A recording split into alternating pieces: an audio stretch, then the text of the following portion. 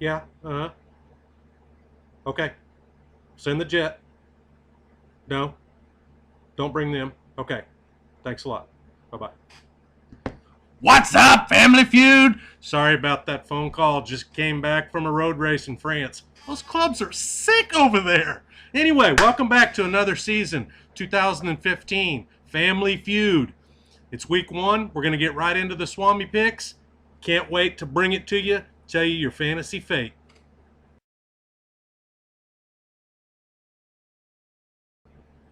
Hey, if you're going to start off doing pick'ems, you got to start off with the two-time defending champ at home.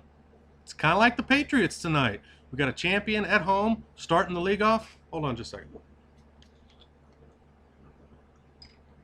And we got a former champ coming in Orange Crush, just like Pittsburgh coming in New England.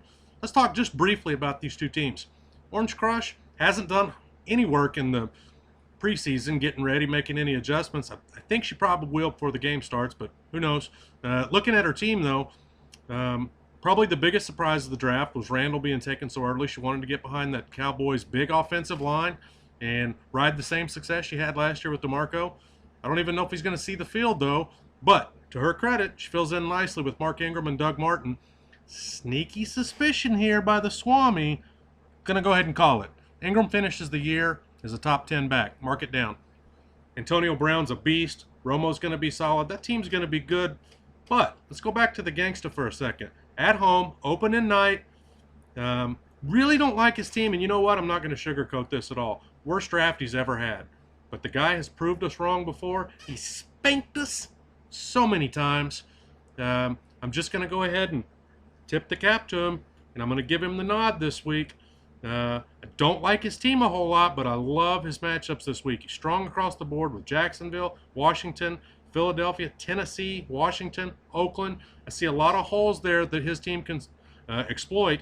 Matt Ryan, I think, is going to be behind Philadelphia and is going to throw big. And Lamar Miller is going to be another sneaky play, kind of like the Mark Ingram play. Julio Jones is just going to be a monster this year.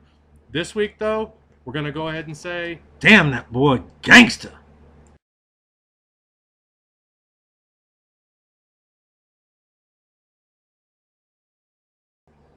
Hey, we got some new blood in the league this year. I want everybody to welcome Dale Thomas and Dirte into the league. Dirte. Not dirty, not dirt, not turd. That's dirt backwards. Dirte. Coming two. Taylor's Tenacious Terriers, or the Triple T's. Looking at this matchup, Dirte was looking pretty shaky coming out of the draft. He's made a couple of moves, and he's also had some good things happen in the offseason. With Yeldon getting named the unquestioned starter. Forte, he's going to do his thing. Drew Brees, how can you question the guy? Did lose 50% of his weapons, and a big one in Jimmy Graham, but he's still Drew Brees, and he's still got Sean Payton, so he's going to be fine. Randall Cobb with the shoulder injury scared the hell out of Dirte, I know, but that team's going to be fine. I don't know what the ceiling is for Dirte, but he's going to be a solid team that's going to perform every week. Coming into Taylor's Tenacious Terriers, the Triple T's really felt like they had a super solid draft. Remained relatively healthy, unlike some other teams in the preseason. And, looking at this first week, Eddie Lacy's going to get a heavier load with Jordy Nelson going down. Who knows what's going to happen with Carlos Hyde? The 49ers are supposed to be horrible this year, but he's the unquestioned bell cow of that team. A.J. Green should get his. Alshon Jeffrey is banged up, so they're going to have to plug in Devontae Adams, but that's okay with Nelson gone. That was kind of a gift for Triple T's. And Gronkowski, opening night, Brady's back. He should be huge, and I think that's going to be too much for Dirte to overcome this week. So the prediction for that game is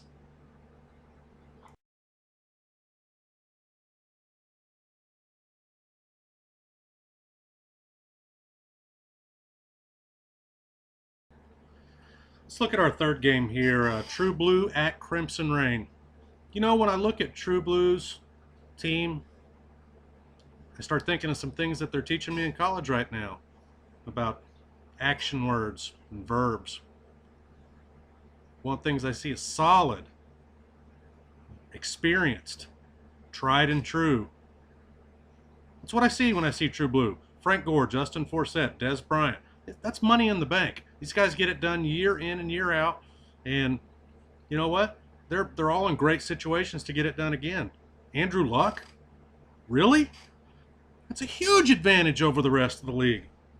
He's going to be monstrous this year. He gets a little bit of help from Jordan Matthews and Martellus Bennett, and they kind of do what they're supposed to.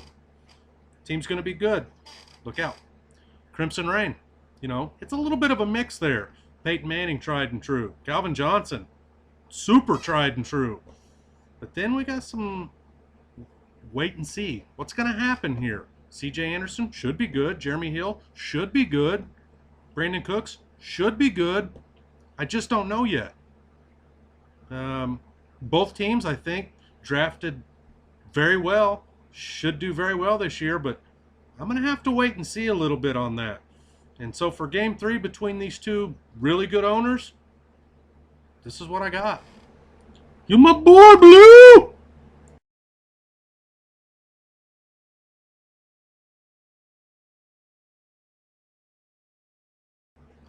Hey, looky here. We've got the battle of the name changers. I'll cut aside on this one. These are probably two of the best teams in the league. As I see it, I think these two, and they should be, these two stacked up draft picks from just disastrous seasons last year. I'll start with the Nerd Puppets. He's on a historic losing run. This is a good owner. It's been playing fantasy football for a long time, and really not sure what to attribute it to. Bad luck, bad moves, maybe trying to get too cute with matchups or trying to pick players up. And maybe he's having more fun with doing that than he is putting solid lineups together, but he really put a solid draft together, and it's probably the scariest starting lineup in the league. Rodgers, no one likes to play against Rodgers. Peterson, no one likes to play against him. Chris Ivory's in an ideal situation. He finally got a little bit of help on the outside for the Jets. He's the unquestioned three-down back who worked hard in the offseason. T.Y. Hilton has luck throwing it to him. Keenan Allen can get back healthy, should be just fine. And Jimmy Graham is his tight end. That's solid across the board. That team, if it stays healthy, barring any bye week or injury problems, it's going to be hard to beat every week. We'll see. He's going to have to overcome some history of a lot of losses in a row. I know nobody wants to get the monkey off their back more than him. Let's see if he can do it this week. Dreadheads, very, very happy with this draft. He's got a lot riding on Philadelphia with Bradford and DeMarco Murray, but from everything I've seen, the mad scientist Chip Kelly's just getting it done, boat racing people in the preseason. If Philadelphia can keep Bradford on his feet, and he's kind of a stick figure, his legs are like somebody might break him, but if he can stay on his feet, we all know as Oklahoma fans, this guy can spin it. Marshawn Lynch is a bowling ball in the exact same situation that he's been in. And DeMarco, you know, he's DeMarco after last year. Let's just see if he can get it done with this team. Golden Tate's going to surprise this year. He's looked fantastic in preseason and last year, and he's not going to get double covered. So, you know, he's going to get his, and Odell Beckham Jr. is just a freak if he continues on his pace. These two teams look awesome. As far as this matchup this week goes, I just think the Dreadheads have a little bit better matchups with Bradford and DeMarco going against Atlanta. I think it's going to be a pretty porous defense. Those two should be enough. But I tell you what, Rodgers and Peterson, I don't know how you bet against them. This is a coin toss. It's going to be a high-scoring game. Mark that one down right now. But for this week, there's only one way to go.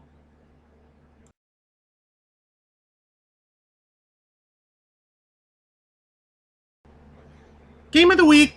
Game of the week. Game of the week. This was real easy game of the week status because, honestly, they're the only two that talk trash on the message board to each other. And their uncle, nephew. A lot of barking in between the two all the time anyway. So let's look at the game. Wino's coming in as 40% owners, got his young entrepreneurs, I guess you'd call them, trying to groom them to take over. But make no mistake, people, this is the Wino squad. Maybe they handle some day-to-day stuff. I don't even know if they do, but we'll see as the year goes on. Getting Brady back, hey, getting Brady back was big. He rolled the dice. We knew he wanted Brady from the get-go, but he rolled the dice even when he was still suspended, thinking he would get back, and good gut call by a veteran owner getting him back. Jamal Charles, hey, could be the #1 player in all of fantasy football if he stays healthy. Here's another sneaking suspicion, kind of like the Mark Ingram one. Latavius Murray, guys. This guy's a physical beast. Super fast, super big. Raiders are supposed to be better. I have a hard time with Raiders, but who knows? The guy's got all the tools. Demaryius Thomas, hey, that's big time, baby. That squad's going to be good.